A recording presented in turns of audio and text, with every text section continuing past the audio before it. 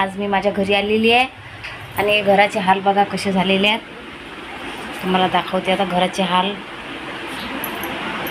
हे बघा सर्व पसारा. दाजीचे कपडे धुवायचे राहिले आणि दाजींनी दोन ड्रेस धुतलेले आहेत स्वतःच्या हातांनीच. बघा सर्व कार्पेट खराब झालेलं आहे पाऊस आल्यामुळे. आणि पाऊस आला 2-3 दिवस झाले आम्ही तिकडं होतो. बघा बाथरूममध्ये हे प्लायवूडच्या खालतून वरून छतामधून पाणी आलेलं आहे. काय असं आहे, घरी नसलं ना तर घराचे हाल होतात. आणि दाजीसुद्धा बिमार पडलेले आहेत, झोपलेले आहेत दाजी आता. काय किचनचे बघा हाल झालेले आहेत सर्व. किचनच्या ओट्यावरती बघा दाजींनी काही बनवलं स्वतःच्या हाताने, खाल्लं. बापरे बाप, फ्रीजमधल्या बॉटला बाहेर, सर्व ओट्यावरती सर्व खरकटे ताटं. हे बघा दाजीने हाताने चपात्या केल्या, कोपर तसाच ठेवलेला आहे कणकीचा. बघा भांडे सर्व, बॉटल पसारा.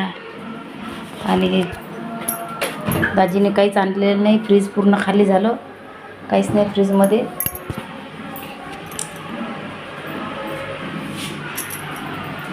बघितलं तर तुम्ही घराचे हारे झालेले आहे. आणि दीदी आल्याबरोबर दीदीने अंग टाकून दिलं. दीदी थकली, दमली दीदी आता गाडी चालवून. दीदीने स्वतः मला घेऊन आली डबल शीट, त्यामुळे दीदी खूप थकली. दीदीने बिछाना घेतला पकडून आता.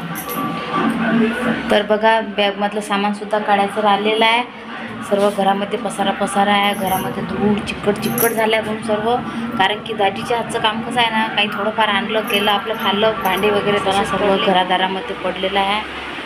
आणि काहीच नाही, दाजीने काही केलेलं नाही घरचं. स्वतःच बिमार पडून गेले.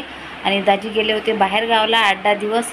तर बाहेरगावला गेल्यानंतर दाजी बिमार पण पडले. आणि दाजी का बरं बिमार पडले, कोण्या गावला गेले होते, दाजींनी फोन का नाही उचलला, फोन का नाही केला, वगैरे हे सविस्तर सर्व माहिती तुम्हाला मी उद्याच्या ब्लॉगमध्ये हाल पण बघितले तुम्ही कसे झाले. तर दाजीचं काय कारण होतं, कुठं गेले होते. आणि 8-10 दिवस झाले दाजीने फोन पण नव्हता उचलला. दाजी कोण्या गावाला गेले होते हे तुम्हाला मी उद्याच्या ब्लॉगमध्ये सांगणार आहे.